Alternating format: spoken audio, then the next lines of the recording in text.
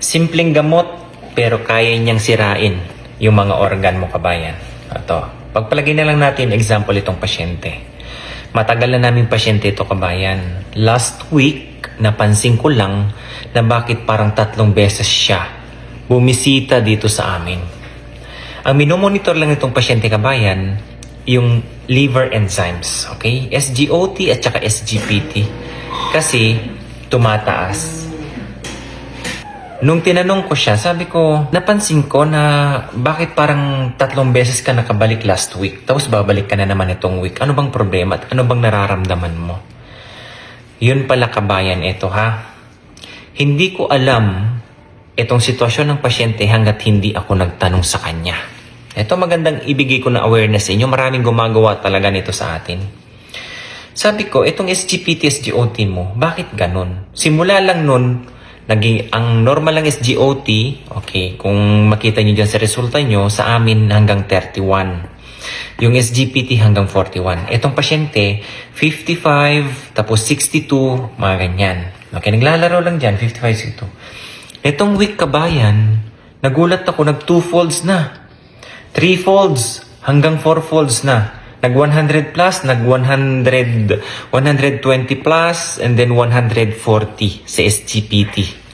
Sabi ko, anong problema? Ayun pala, kabayan. Galing pala itong pasyente sa malaking ospital. Ngayon, ang sabi niya sa akin, Sir, bakit ganun? Umiinom lang ako ng gamot na to. Tapos sabi ng doktor sa akin, yun daw ang dahilan kung bakit nagkaroon ako ng tinatawag. Ang word niya kasi sa Arabic is fatha. Ang fatha, kabayan, ang ibig sabihin niyan, sa bituka, nagkaroon ng uka, nagkaroon ng ulcer. Okay?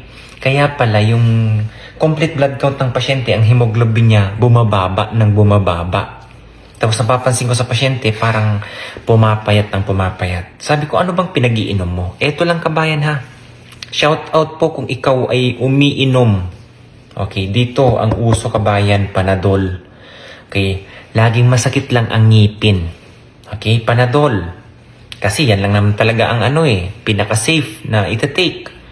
Ang hindi ko alam, kabayan, itong pasyente, sinasabayan niya pa ng ibang painkiller medicine. Kaya pala yung mga SGOT, SGPT niya tumataas. At eto pa, nagulat kami kahit yung doktor namin dito. Sabi niya, bakit ganun itong pasyente, Nard? Biglang tumaas yung creatinine niya.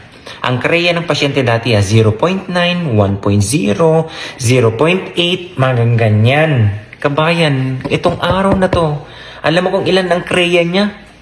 2.9. Isipin mo yan, Ibig sabihin, tinuloy-tuloy niya pa rin yung pag-inom niya ng gamot. Mahirap talaga, kabayan. Okay, marami tayong mga kababayan dyan. Kasi, for example, dyan sa atin sa Pilipinas, ang pinaka-accessible na hindi kailangan na ng prescription na painkiller, Biogesic. Diba? Masakit ang ulo, Biogesic. Masakit ang, kung saan ang masakit dyan. Biogesic. Alam nyo ba, kabayan, itong pasyente na ito, at parehas yan ng Panadol dito, okay, sa disyerto. Kung tinanong ko yung pasyente, ikaw, ano bang iniinom mo pa? Bakit ganyan yung kreasing? Ako, bilang isang concerned citizen lang din naman, kabayan, ano ba bang iniinom mong mga, painkiller medicine? Pinakita niya sa akin. Sabi niya, ito yung binigay sa akin sa pharmacy. Hindi alam ng doktor namin dito, although pasyente niya to. Kasi si doktor sa medical, pinaulit sa akin yung test. Alam niyo kung bakit? Parang nag-doubt siya na bakit biglang taas ng kanyang creatinine. Ngayon, nung kinuusap ko yung pasyente at ako ang nag-release sa doktor, okay, kasi nagulat din ako, kabayan, parang hindi ako naniniwala na imposible na ganito yung creatinine mo. Ayun, nagkwento na yung pasyente. Ayun nga yung impormasyon na sinasabi ko ngayon. Kaya, kabayan, hinay-hinay sa pag-take ng mga ganyan. Okay, kung ikaw mahilig, at ito pa, dyan sa atin sa Pilipinas, alam nyo ba yung mga ganyang painkiller? Kahit yung simpleng Biogesic, kabayan. Diba kayo, minsan sinasabay nyo sa alak. Brad, nag-overload ang atay mo dyan. Okay? Nagkakaroon ng ng toxication. Hirap na hirap ang atay mo dyan na mag-convert. Tandaan nyo, lahat ng ipinapasok natin sa ating mga bibig, nagmametabolize ng mga chemicals na nandyan, atay, kabayan. Okay? Etong pasyente na nga lang, panadol lang panadol. May overdose din dyan, kabayan. Tapos sinasabayan niya pa ng ibang gamot. Malay ko ba kung meron pa siyang gamot na ibang iniinom except dyan sa dalawa na yan. Tingnan nyo, kabayan, ha. Malaki talaga ang epekto kapag nakadepende ang katawan nyo kung may masakit dyan sa mga painkiller. Pati yung pasyente, sabi niya, hindi, ganito lang yan. Ang sabi ng doktor lang, naapektuhan lang yung bituka ko. Nagkaroon lang ng malaking ulcer, kabayan. Uka. Pagka-take mo ng ganyan, siyempre naibsan yung pananakit ng nararamdaman mo kung anumang masakit dyan sa katawan mo, nakakatulog ka. At iwasan yung mag-take ng mga ganyang gamot, kabayan, lalo na't pag walang laman ng tiyan nyo. Ang sabi sa pag-aaral, kabayan, kapag sumobra na sa 10 days, na umiinom ka ng gamot na yan, at hindi pa rin nawawala at pabalik-balik, on and off, yung inyong ginagamot dyan sa painkiller na yan, tanggalin mo na yung, kabayan. Huwag ka nang uminom dyan.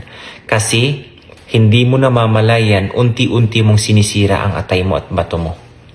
Tingnan mo tong pasyente na to. Ang ganda-ganda ng resulta ng kidney niya. Anong nangyari? Bakit nag 2.9, kabayan? Tapos yung blood urea nitrogen niya sumasabay. Ang normal ng blood urea nitrogen 50. Alam mo sa pasyente, 90 plus, kabayan. Matagal na naming pasyente to. Hindi namin alam na nagkaroon na siya ng ulcer dahil sa gamot na to. Kung hindi siya pumunta sa malaking ospital at sinabi sa amin.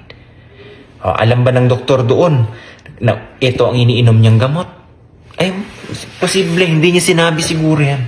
Kasi dito lang hirap na hirap ako magpaamin sa kanya, kabayan. Which is, hindi din alam ng medical doctor namin. Yung nag-request, kaya nga siya nang hinala sa resulta ko Okay? Nard, pwede bang ulitin to? Sabi ko, hindi. Okay na yan, doktor. Naulit ko na yan ng ilang beses na.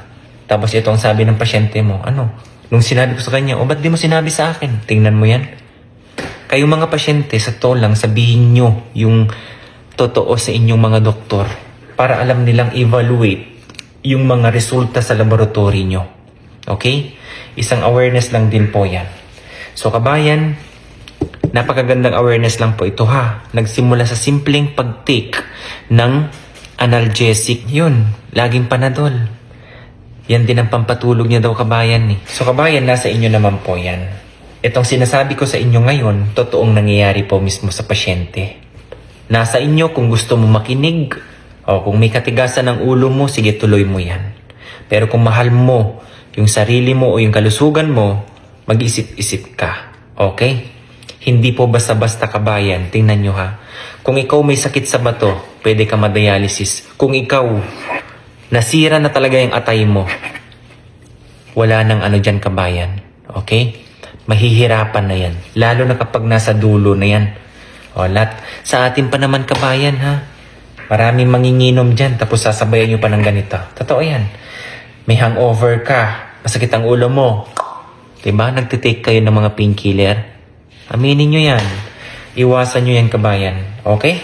Isang awareness lang po ito, ha. Nanaway, huwag kayo magaya dito sa pasyente ng mga ganito. Okay? Isang halimbawa na pwedeng kapulutan ng aral, kabayan. Okay? Na maging gumanda ang iyong kalusugan. Iba pa rin, kabayan, pag ikaw ay walang nararamdaman sa kalusugan mo. God bless everyone. Bye-bye.